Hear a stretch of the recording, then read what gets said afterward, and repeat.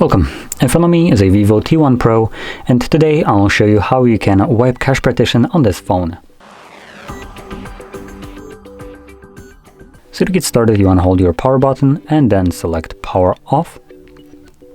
And when the device turns off, hold the power button and volume up at the same time.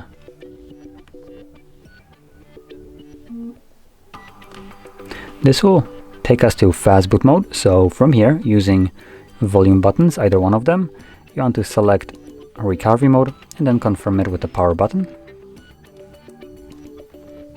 And give it a moment and it will redirect us to recovery mode. There we go. So from here, simply click on the clear data and then clear cache. Okay. As you can see, cache cleared. So now we can select return, go back, select restart and confirm it. And this will now boot us back to Android.